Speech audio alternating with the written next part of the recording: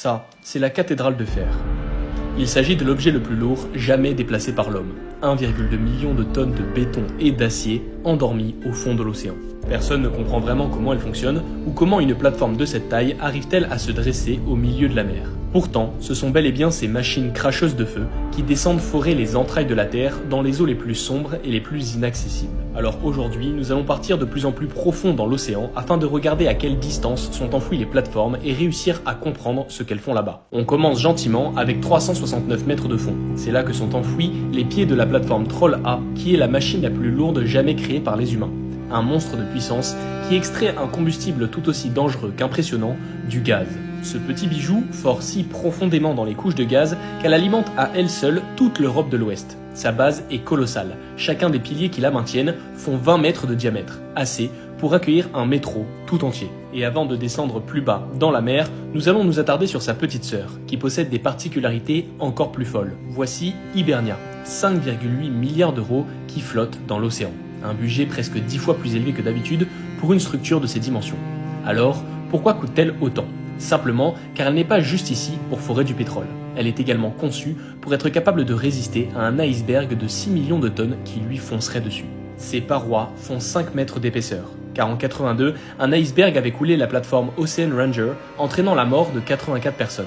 Hibernia a donc été conçue pour éviter qu'une telle catastrophe se reproduise. Elle est donc indestructible. Maintenant, parlons de Petronius. Déjà, nous entrons dans une autre dimension car nous doublons le niveau précédent pour atteindre les 640 mètres de profondeur, soit plus haut que n'importe quel gratte-ciel. Ce qu'il y a de plus important à connaître sur cette plateforme, c'est l'histoire de sa construction qui a été dominée par la mer et la peur. On imagine assez facilement que les chantiers pour construire de tels lieux sont absolument colossaux et très risqués.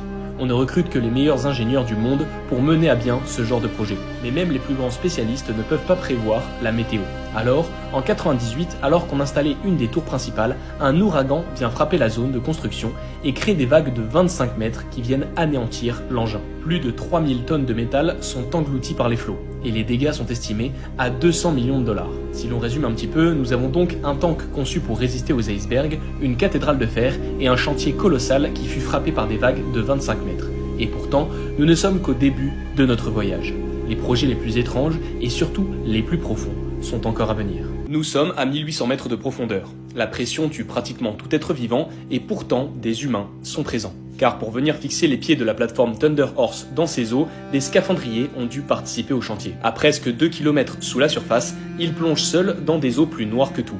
Un de ces hommes racontait d'ailleurs que la plus grande frayeur de sa vie s'est déroulée lorsqu'un courant marin l'a déplacé de quelques mètres sous l'eau. Car à cette distance sous la surface, le courant ne peut être provoqué que par une grosse créature. Il a donc senti une présence imposante, plus importante que lui, mais n'a rien vu et a dû rester sous l'eau. Descendons encore plus bas, cette fois-ci à 2450 mètres. Là où sont immergés les pieds de la plateforme Perdido. C'est la plus profonde plateforme au monde en activité. Et 172 personnes vivent dessus. Afin de la protéger des vagues et des intempéries, un cylindre de 170 mètres de haut a été immergé en dessous, soit l'équivalent d'un immeuble de 50 étages. Le projet était tellement démesuré que l'on a dû construire une grue flottante sur mesure afin de finir le chantier. Cette même grue qui a donc été créée pour l'occasion est devenue la plus grande grue flottante du monde. La capacité de cette plateforme est d'environ 100 000 barils de production de pétrole par jour. Mais nous pouvons descendre encore plus loin, cette fois-ci à 2900 mètres pour arriver là où fort Stones, un navire-usine flottant relié à un puits par une tour flexible qui descend comme une aiguille à presque 3 km de profondeur. Perdido était capable de produire 100 000 barils par jour. Eh bien ce navire peut à lui seul en stocker plus de 800 000 dans sa coque. Lors du chantier, le puits était tellement profond qu'aucun humain n'a été capable de descendre dans l'eau.